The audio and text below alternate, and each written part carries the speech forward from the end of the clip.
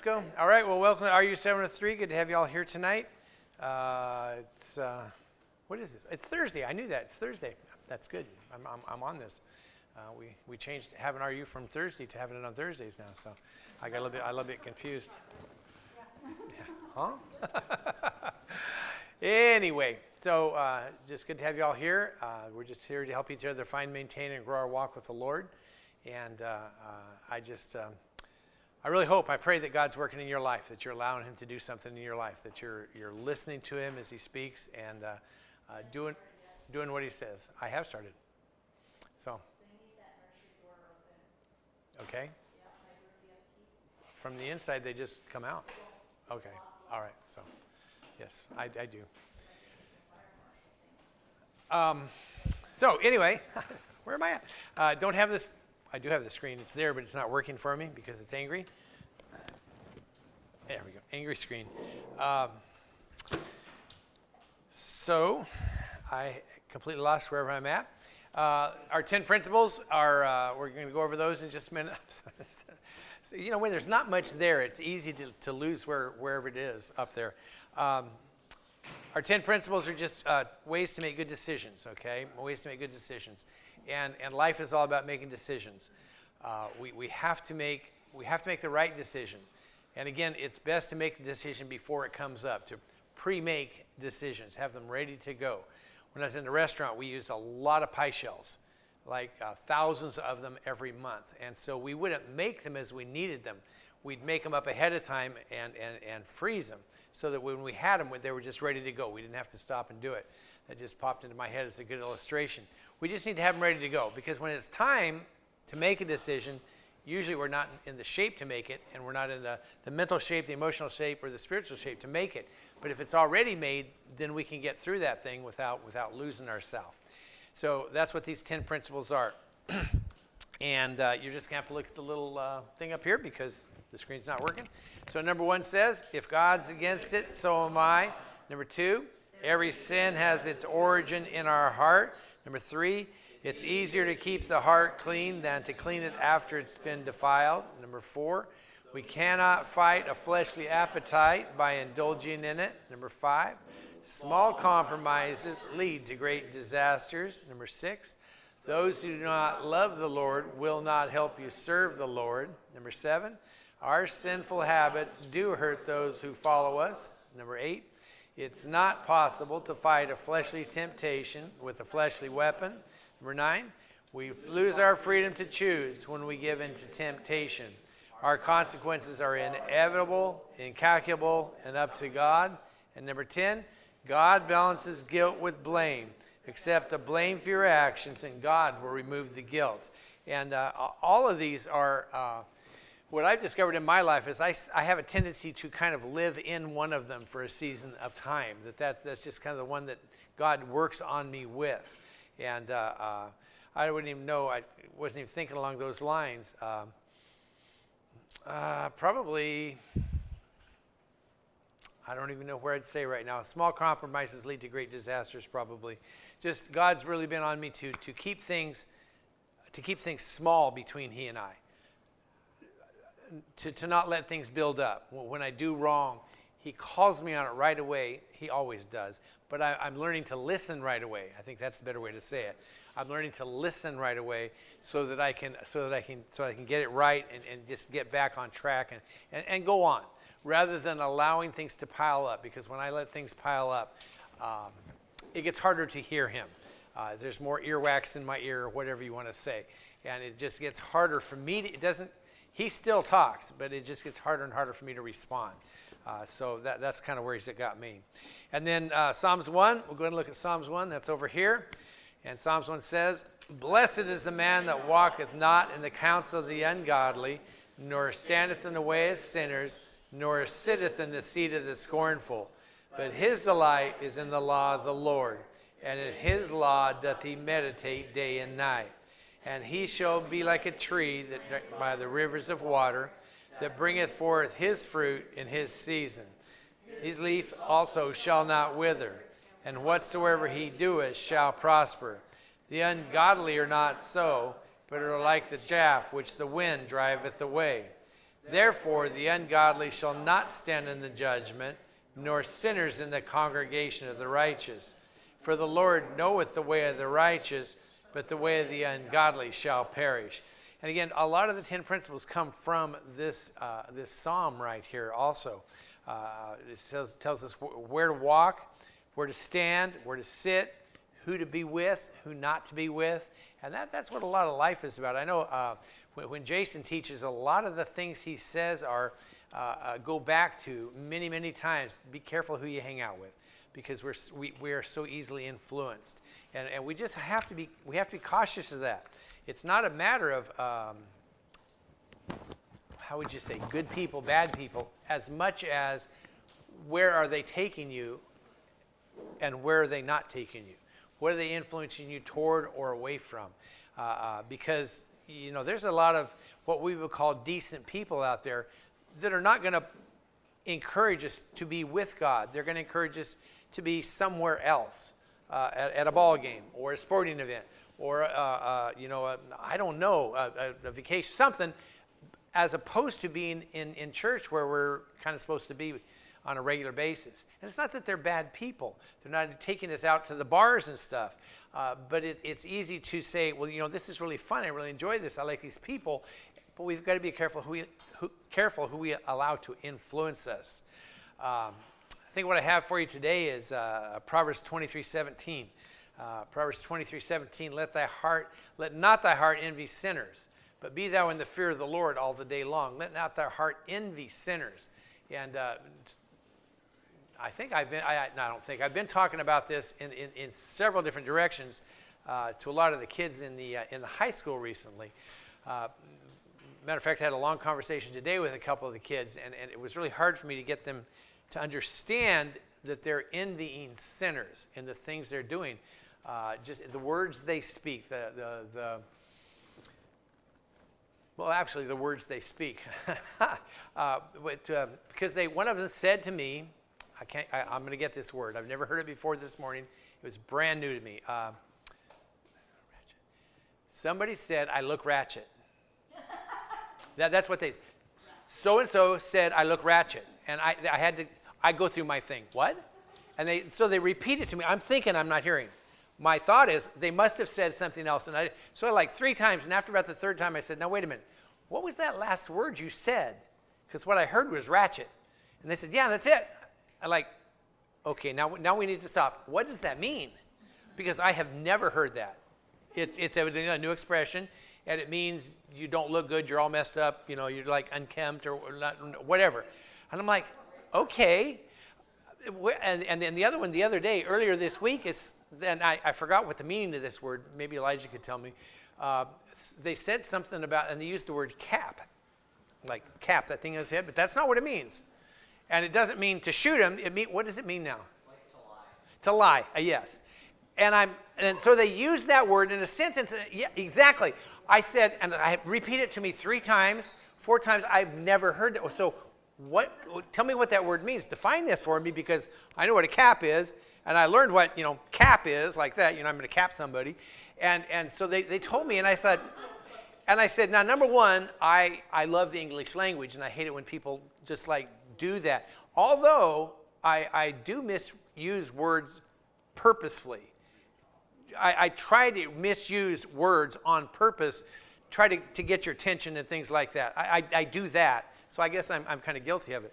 But the conversation went like this. Where did that come from? How did, where did that come from? And they were like, oh, well, everybody's saying it, social media, this, that. And I trying to not scold them, but to push them to where's the origins of this word? And I said, now, I don't know for sure because I'm not into this, but the word is epistemology, to study word origins. And I said, I'll bet you if you would research to see where that word came from in our society, I would be willing to bet, I'll bet 90% at least, it came from gangs. Probably because that's gangs, gangs, prisons, gangs. They're probably trying to say wretched. Wretched. Now that was my thought, but which is kids don't think that way. If you ask I don't know, maybe Elijah, I would say probably there's a good chance he doesn't know what the word wretched means. Because that's not a common usage word. So I don't think that, I could be wrong, but I don't think that. I could be wrong, though. Because, and I'm not, but what I'm trying to say is, so, the gangs, whatever, and I don't care, they can talk any way they want. That's not the point of it. The point is, so why are these kids using language that comes from there? They're trying to, that's going to make them feel popular or in or cool because I'm using those words. And what I wanted to get them to see is, where does that come from? So we spend too much time envying sinners.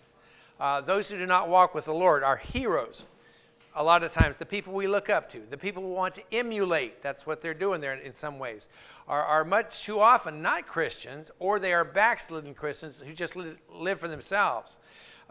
We watch people who manipulate, brag, lie, steal, and will do whatever it takes to get whatever they desire, and in many ways we envy them. We want what they have. Okay, we want to be like them. We want to have them. We look at them as successful, fulfilled, happy, popular, whatever word you want to put in there. And what happens is our eyes are blinded by the flash and glitter that they put on the outside. And we turn a blind eye, excuse me, to what's really important is on the inside, they're miserable. They just are. They cover it up well. But while it's true, they may have everything that the world offers. They may have everything that the world offers. They don't have the blessing of God in their life. They just don't. The backslidden Christian can grasp everything around themselves, but in the end, they're going to stand before Christ with empty, bloody hands. At the judgment, we have to stand there.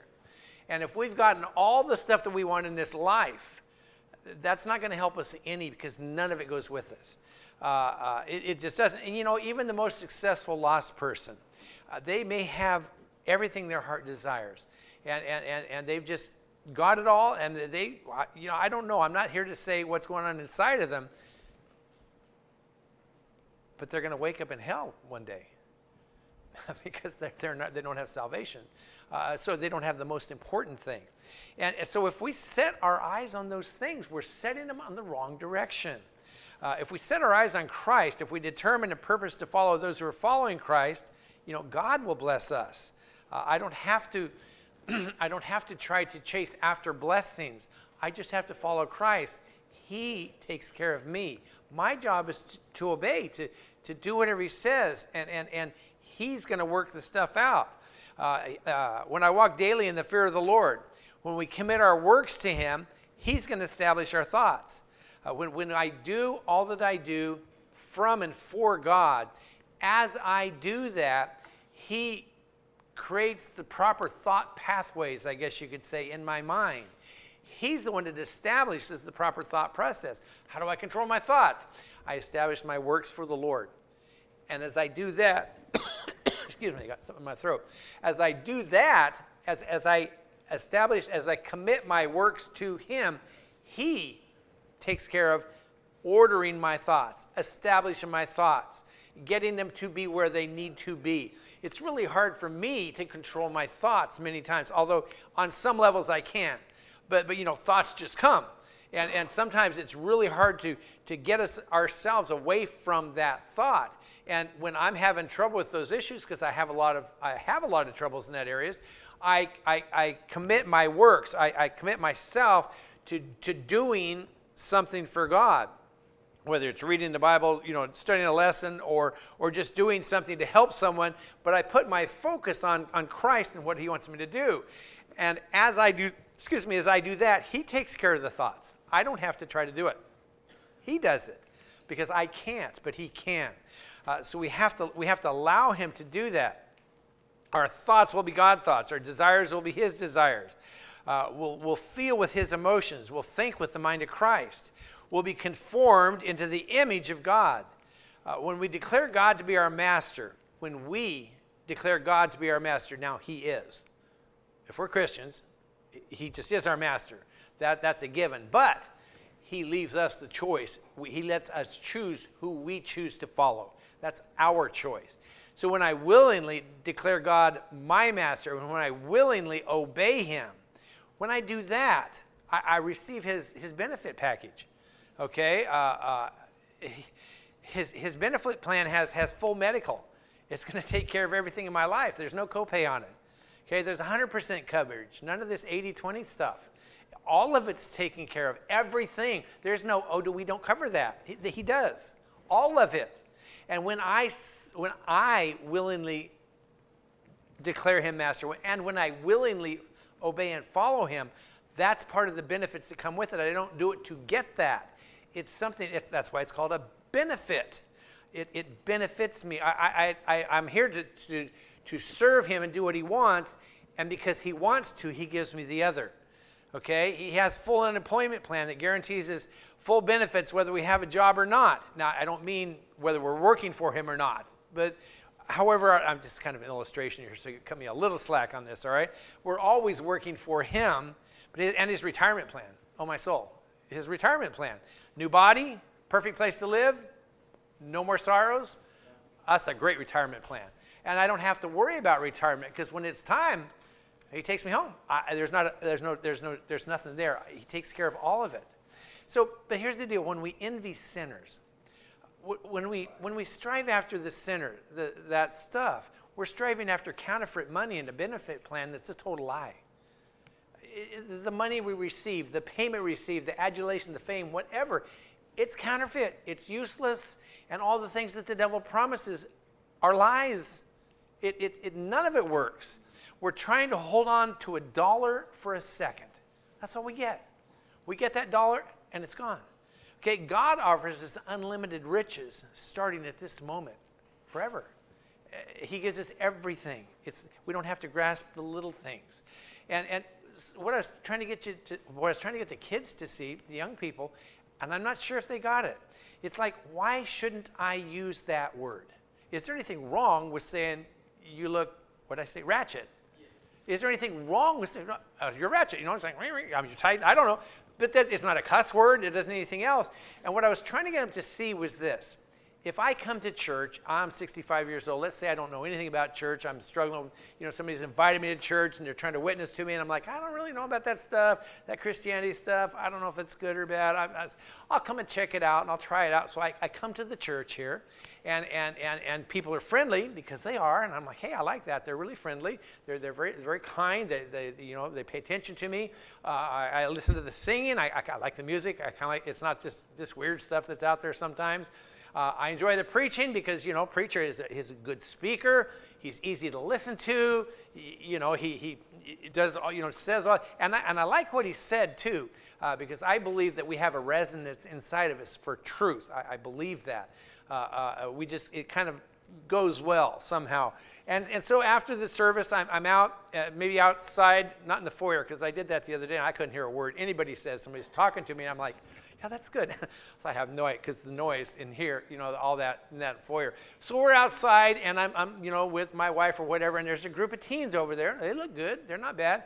And I'm kind of listening to them talk, and I hear words like that. And I don't know nothing about anything. Y'all understand? I'm not critical here, but that words like that, the first thing that comes to my mind, I'm just being honest. That's what I told them. I'm not critical here, but the first thing that comes to my mind when I hear that is gangs. That's just where my mind goes. Maybe it's not, but that's what I hear. Whether they meant it is irrelevant, but it is what I hear. And so I'm like, oh, well, if that's the way they talk, then this must not be real, or they wouldn't talk like that. Because, lost person, Christians don't talk like that, right? Christians know how we're supposed to act much better than we do a lot of times. So not as a Christian, but as a visitor, that would turn me off. That would disturb me just to hear words like, I don't even know what it means, but it sounds like. So, the Bible says avoid the appearance of evil. So by the reason I think that they would say things like that is because it's very cutting edge. It's cool. All of us poor old people in here, when I said it, every one of you almost was like, huh? Because we don't. That's not us. It is them, and I get that. But why would they try to be like the very cool people of the world? That's the problem. That's the issue. Not that what they said is wrong. It's the envying, wanting to be like. It's wanting to be like. That is the issue. That's the envying. I want that because that is what everybody's doing. And it's not that it's a wrong thing. It's the desire, the motivation, that envying sinners. And we, as adults, come on, we are no better. That's how they do it. We have our own little set of issues here. We do the same kind of stuff. You know, we see somebody that's highly successful or drives a fancy car or whatever, and we're like, oh, you know, I wish I, you know, we do the same kind of stuff. We really do, to a large degree. We're not perfect. But we got to be careful of that, because when I catch myself doing that, I always try to, I try to listen to what the Lord says, and when he tells me that's an issue, I try to examine myself and say, yeah, I need to work on that. Because usually when he tells me something like this, it's because I have an issue with it. That's why he tells me. And so I always try to turn it to me. I don't like, Dustin, you need to take care of this. No, not at all. Seriously. I try to turn it on to myself. And I know that I have issues with this. And when we get that in our mindset, that just starts taking us down another path. It's not the actual doing something wrong in itself, but it is more of avoid the appearance of evil. What is our mind on? What are our eyes on? What are our desires on? God, I don't want my desires. My desires have not done well for me in the past, ever. Okay, when I follow my desires, I always end up in a mess. Now, us older people, we get that, right? To some degree, you know, younger people, no, well, maybe this time it'll be okay. But after a while, we get over that. So I don't want to follow my desires. I don't even want to follow my own reasoning, because my own reasoning doesn't get me in a good place. The things I want don't get me in a good place. I'm learning to just give it all up and say, God, what do you want me to do? And just to be quiet for a while. And if I have no idea what he wants me to do, here's what I do. I'll tell you.